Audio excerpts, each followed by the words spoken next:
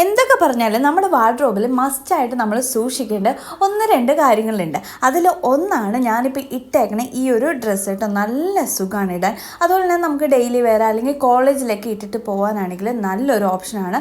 Affordable റേഞ്ചിലാണ് നമുക്ക് കിട്ടിയേക്കണത്. മീഷോയിൽ നിന്ന് തന്നെയാണ് കേട്ടോ വാങ്ങിയേക്കണത്.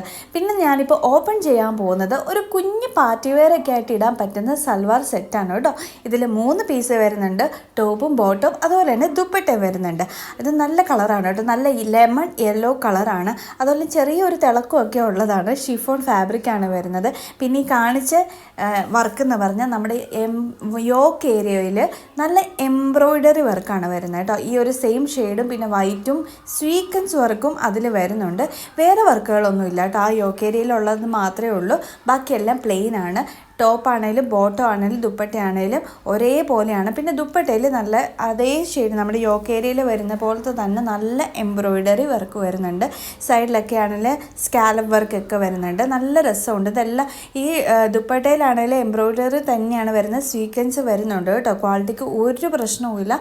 നല്ല ഷിഫോൺ ഫാബ്രിക്കാണ്. ഇടാനും സുഖമാണ്.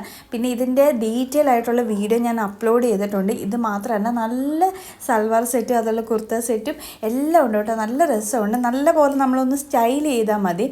നമ്മൾ ഫുഡ് വെയർസ് ആണെങ്കിലും ഒന്ന് മാറ്റിയൊക്കെ ഇട്ടിട്ടുണ്ടെങ്കിൽ നല്ല ഭംഗിയിൽ കിട്ടും. ഞാൻ കണ്ടില്ലേ, ആദ്യം ഇട്ടതിനേക്കാൾ ഭംഗിയായിരുന്നു ഞാൻ ഈ ഒരു ഓഫ് വൈറ്റ് ഫുഡ് വെയർ ആയിട്ട് കൂടെ ഇട്ടപ്പോൾ. അപ്പോൾ ബൈ.